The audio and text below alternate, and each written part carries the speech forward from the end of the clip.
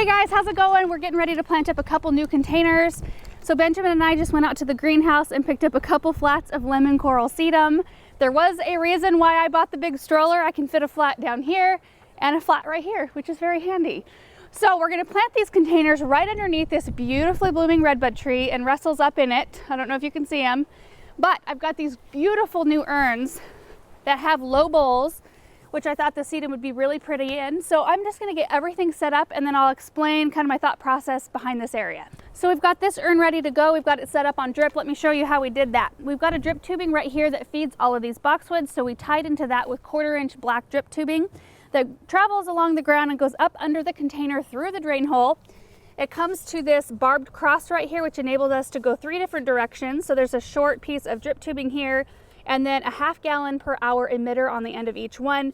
That way we can kind of spread these apart equidistant, you know, cut this planter into thirds. That way we get equal water. So all I need to do then is put soil in here and plant, but we have one more urn to set up. So we'll show you kind of from start to finish how we do this. So I've got my 1/4 inch drip tubing and I'm just gonna put it down through the drain hole, and I can tip that to make sure I'm making it through the hole on the pillar here. See how it goes right down through there? And I'll get it all the way down to the ground, and then Aaron's gonna help me tip the whole planter so I can reach underneath and grab the drip tube from under. All right, I got it, so I'm just gonna pull a little bit of a length here. So I'm gonna punch into this drip tube with my punch tool. And then I've got a coupler on the end of my 1/4 inch tubing here that will just pop right in, like that. I'm gonna put on a barbed cross, and I'm gonna get all 3 of these tubes attached. Before I put on the emitters, I'm gonna slide these stakes onto each tube. Then I'm gonna attach the black barbed end to the end of each tube. I hope this helps you guys see how we set up our containers on drip. Now, it may be something we need to adjust later on in the summer if we're having to give the boxwoods more water than the sedum needs, because this lemon coral sedum is heat and drought tolerant. I may have to adjust the water. So I did put 1/2 gallon per hour emitters on the ends of each of these tubes. It might be that I need to put more, like a gallon per hour emitter, or it could be possible that I have to come and cap one of these tubes off, or 2 of them if it's getting too much. So every area is different. You just have to eyeball it and adjust accordingly. He's asleep. So let's start planting this urn up first. Let me show you kind of a close-up of this lemon coral. It's a really pretty kind of pillowy looking sedum, really soft, and it adds a really bright pop to the garden. And I thought it would be really pretty alongside, like, contrasting this black bench. And then also in low bowls, I love to do kind of low mounded arrangements. And the beauty of doing just one thing in a container is kind of twofold for me. One, it's super easy maintenance because you're not dealing with any different water requirements for different plants. It also is really peaceful to look at. I'm actually going to try to do more mono containers. That's what we call them, monos, meaning one type of plant.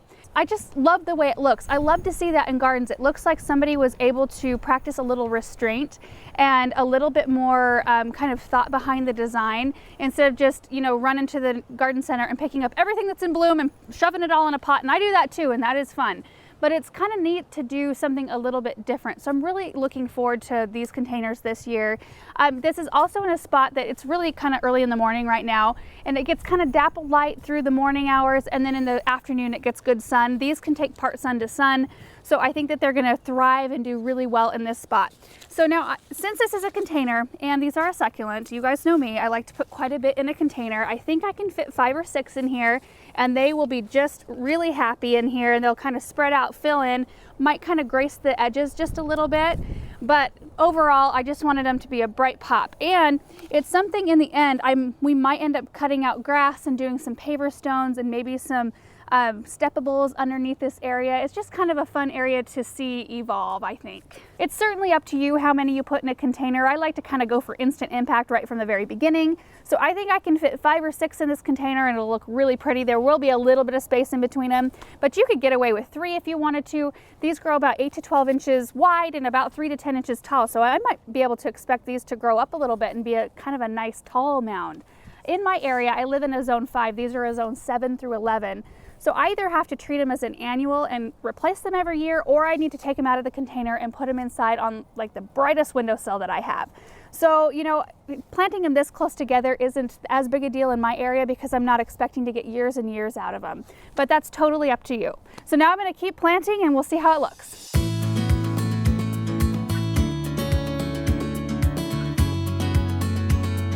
All right guys, I absolutely adore how this area turned out. Isn't it so elegant and inviting looking? I think sometimes practicing some restraint and using just one type of plant rather than a whole bunch of different types is just the way to go for some designs. And just the overall look of this whole area is just so pretty. I mean, look up, look at this.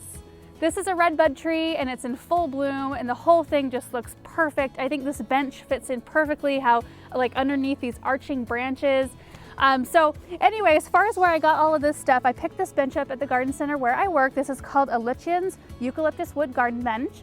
This is a leaf motif pedestal and urn from Henry Studio.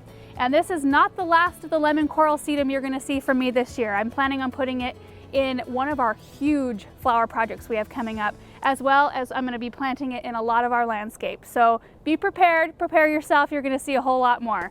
Thank you guys so much for watching this video today, and we will see you in the next one. Bye.